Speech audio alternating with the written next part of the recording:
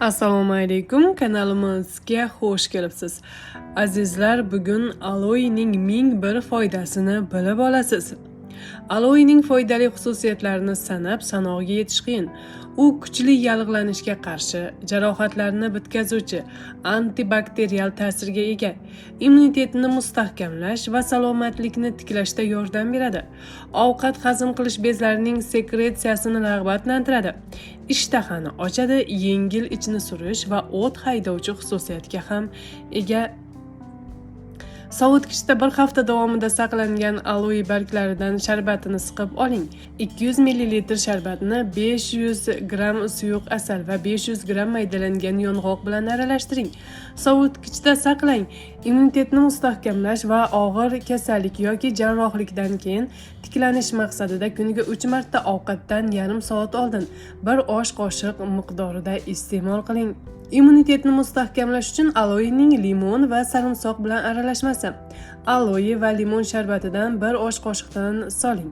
4 ta ezilgan sarimsoq donasini o'rta kattalikdagi aralashmaga qo'shing va yaxshilab aralashtiring. Aloe barglarini oldindan 7 kun davomida muzlatgichda saqlang. Immunitetni oshirish uchun aralashmani kuniga 2 marta ertalab va kechqurun ovqatdan yarim soat oldin bir choy qoshiqdan qabul qiling. Kursni 1 oy davomida yiliga 2 marta bahor va kuzda o'tkazish tavsiya etiladi. Artritni tabiiy usulda davolash uchun 1 osh qoshiq aloe shirasi va 1 osh qoshiq asalni aralashtiring. Hosil bo'lgan aralashmani og'riqli bo'g'inlarga yaxshilab surting. 40 daqiqa davomida bo'g'inlarda ushlab turing. So'ngra iliq suvda yuvib tashlang. Og'riqni yengillashtiradi. Saraton o'smalari bilan kurashadi. Aloe vera o'simligidan muntazam foydalanish saraton o'smalarining shakllanishiga to'sqinlik qiladi. Buning uchun aloe choydan tez-tez ichib turish kerak.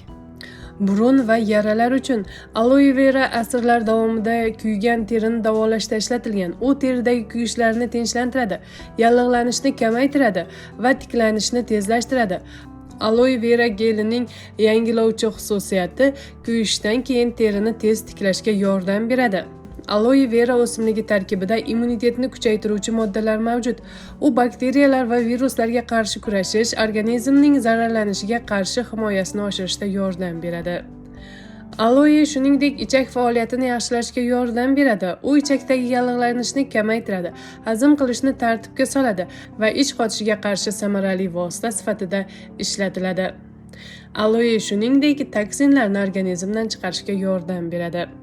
Aloe vera o'simligining detoksikatsiya xususiyatlari ham mavjud. U organizmdagi toksinlarni chiqarishga yordam beradi va organizmni tozalaydi. Shu bilan birga umumiy sog'liqni yaxshilaydi. Shuningdek, aloe bilan yuzlarni tozalash ham mumkin. Azizlar, sizlarga yetkazmoqchi bo'lgan yana bir foydali ma'lumotimiz shulardan iborat edi. Hayron o'z kanalini kuzating va doimo sog' salomat bo'ling.